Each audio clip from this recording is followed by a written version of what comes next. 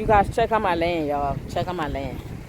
I hired 3 young men because the yellow truck came here maybe a month, 2 months ago. I don't know now. The yellow truck came here and bulldozed all them dirts and push it back. So they said the best way to get it when the dry season comes, just let this thing on fire. All the dry thing will dry up and burn up. That's how I see them burning stuff here in this part of the village area. So all those things will be burnt. Alright? So after the yellow truck came here, I just hired these guys. They came Monday. Today is Thursday. Look what these 3 guys have done to 1 acre. Look at the land.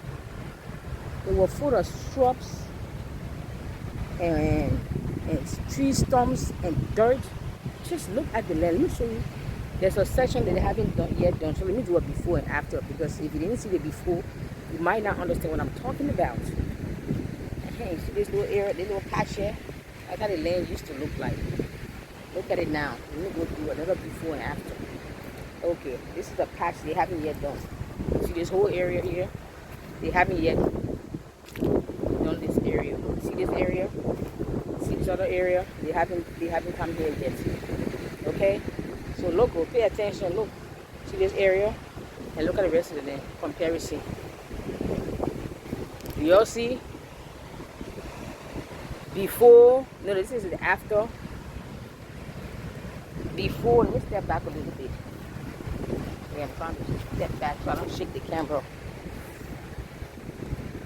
Do y'all see? Before, after.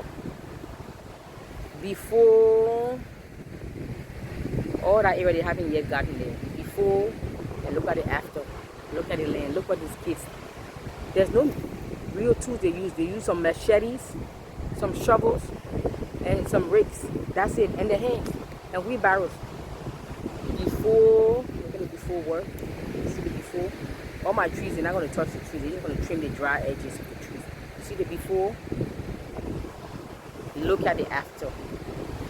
Look at what 3 young men can do in 3 days. 4 days now if you count Thursday.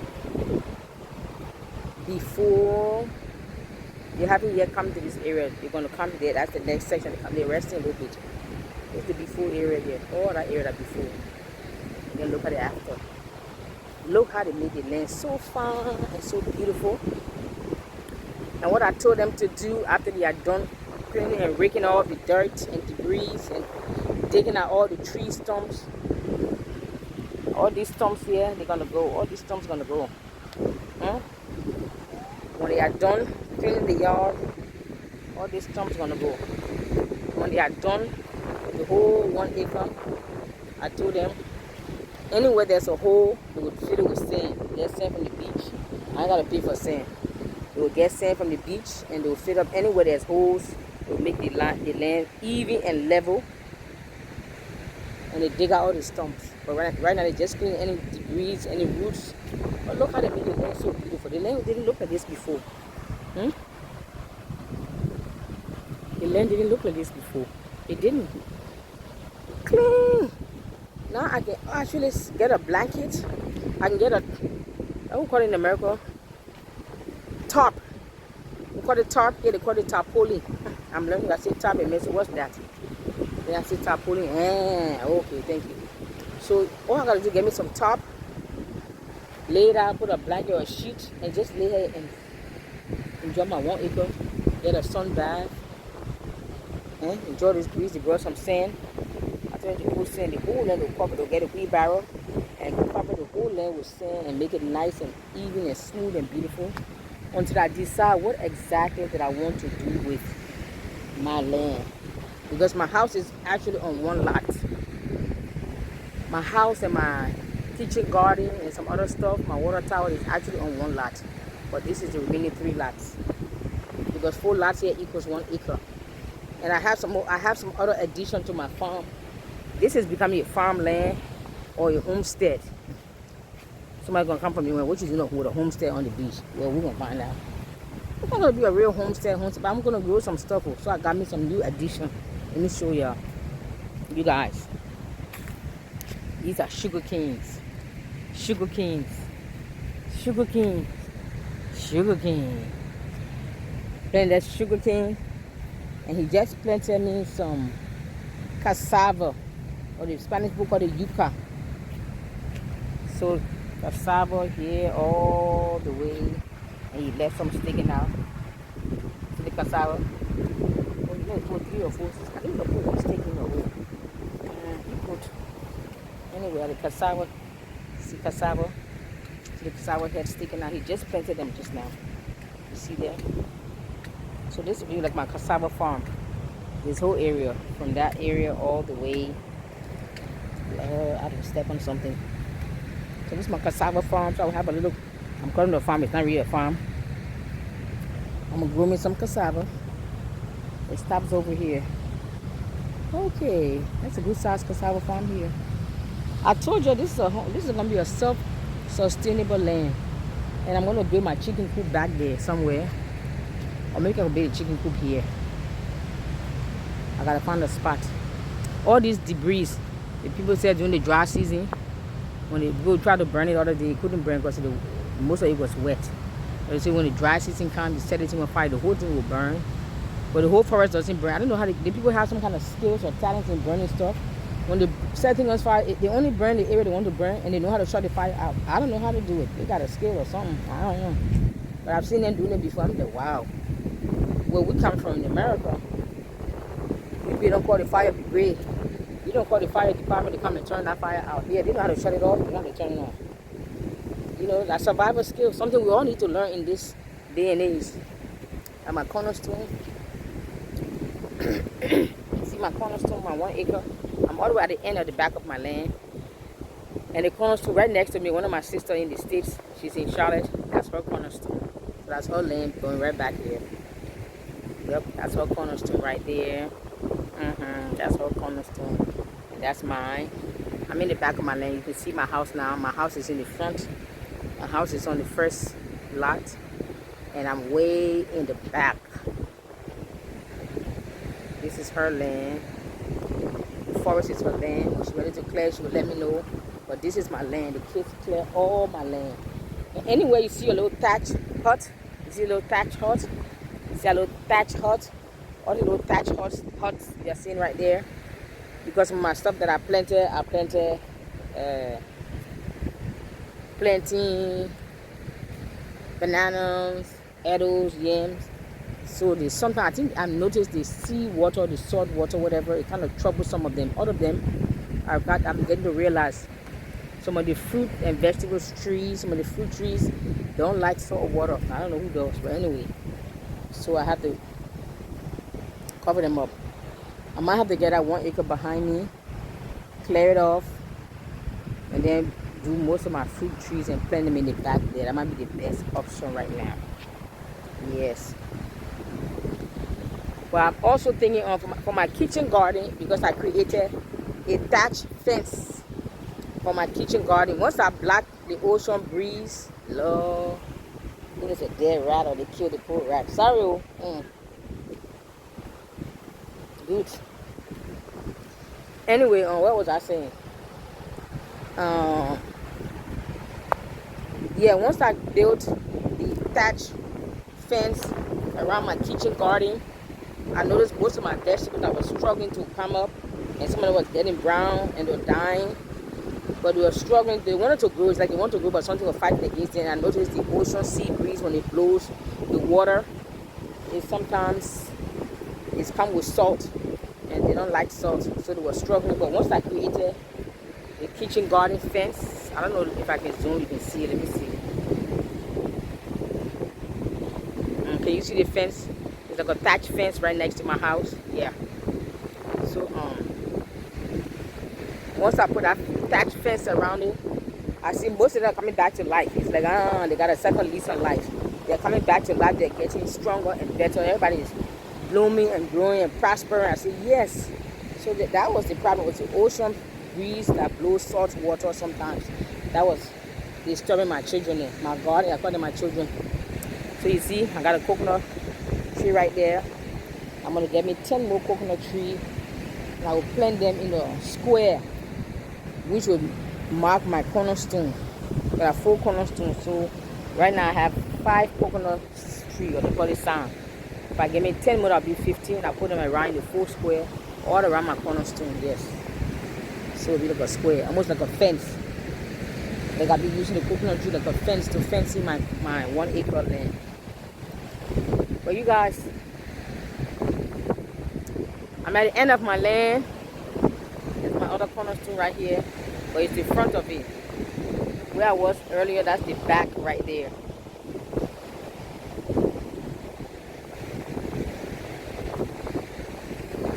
Yes, but I'm still in the front of my land, but towards the end. Because I got my whole 1 acre facing the ocean. Because I was the first person here. But after that, we started changing the rules. Getting 1 acre, you gotta get 2 in the front, 2 in the back. And right now, I'm actually regretting. I wish I had done that. I wish I had gotten 2 in the front and 2 in the back.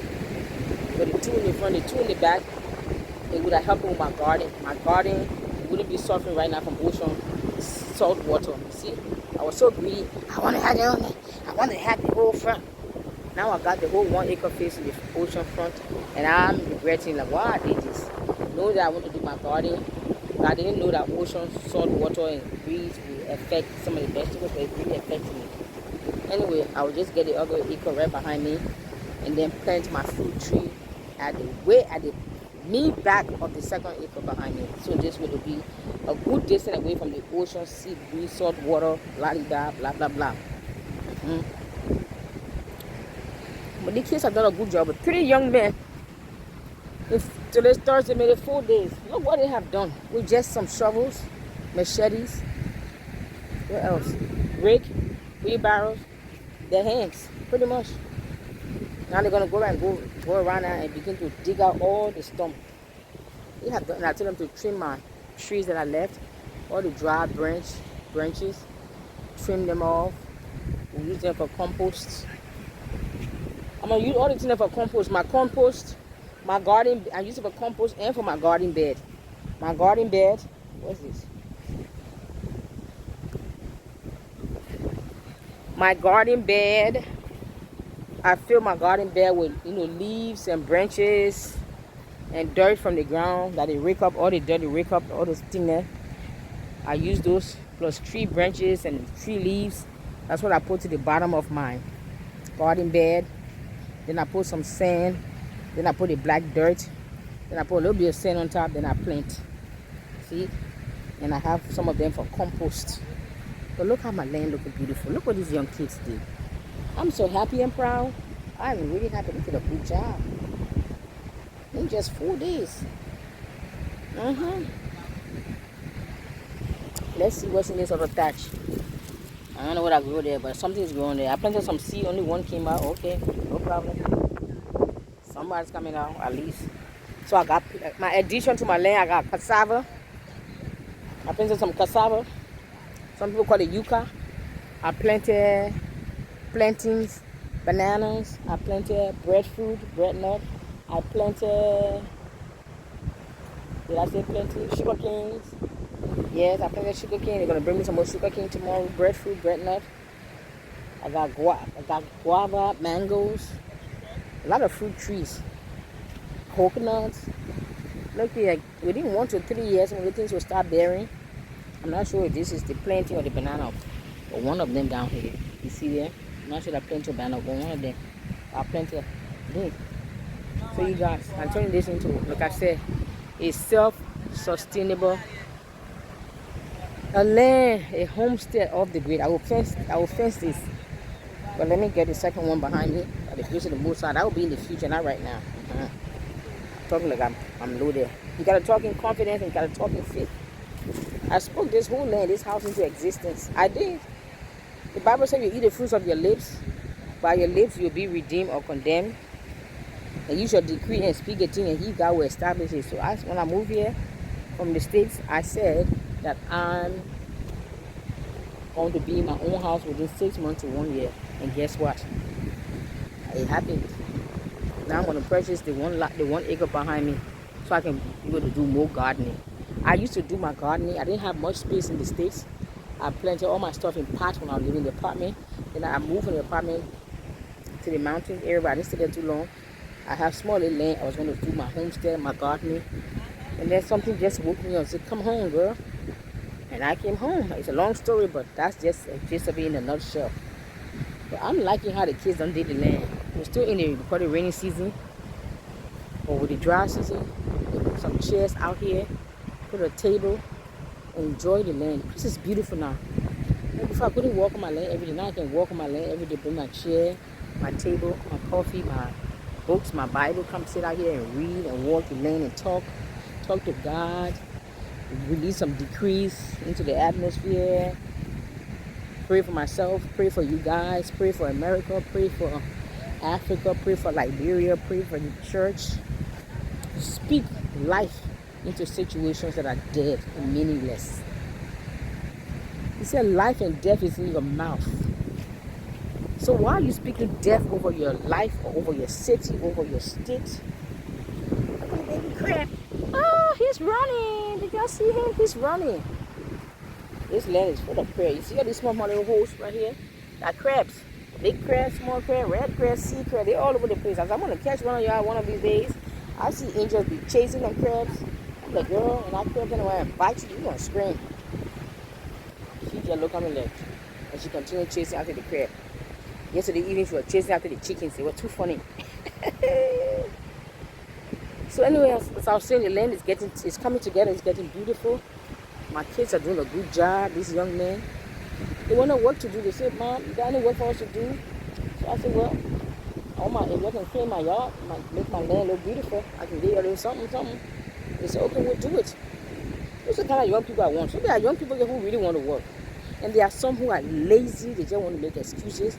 And once they make small money, when you pay them, you won't see them for 1 or 2 weeks. When the money finishes, they come back. Mom, you got work. You pay them again, the money finishes, they disappear. And I told her, I said, I'm looking for somebody who's serious.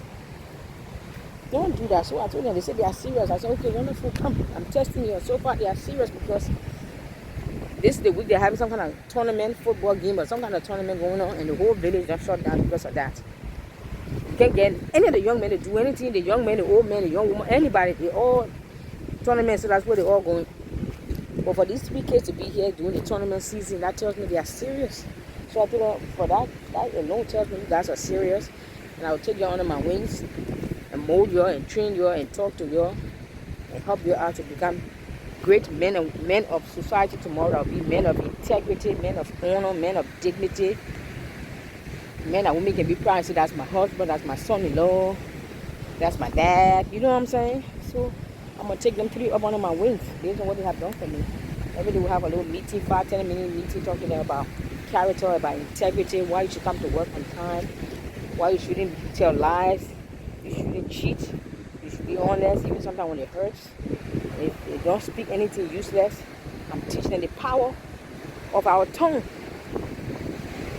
Because some of you call yourself Christian. God saw the universe. He said the universe was formless, it was void, it was dark, it was empty. If that some of you now, you say, oh, this place is so dark, it's so empty, it's so formless, it's a useless place. What am I going to do? But that's not what God said. God said what he wanted to see. He did not say what he saw. Like some of you say, this place is dark, it's useless, meaningless. Why you mean bother? No. He saw the place was dark, but he wanted light. So he didn't say the place is so dark. He just said, light, come forth. Light, come forth out of darkness. The place was empty, formless, and void. He commanded trees to come. Fruits and vegetables, seed-bearing fruits, come. They came forth. So what is formless, dark, and void, and empty in your life? And what do you want to see in that empty area? Tell it to come forth. You may be going through the darkest night of your soul at the moment. What do you hope to experience right now? Command it to come forth right now. In the name of Yeshua. Command it to come forth. Your life may seem hopeless, meaningless, empty, and void. But speak what you want to see. Say what you want to see to come forth. Say it. Don't say what you see. Say what you want to see. Command that darkness to turn to light. Command light to come out of the darkest night of your soul. Command strength to come into that dead body. command life, command strength to come out of that weak and broken body, and command life to come out of that dead body. What you want to see? Speak it.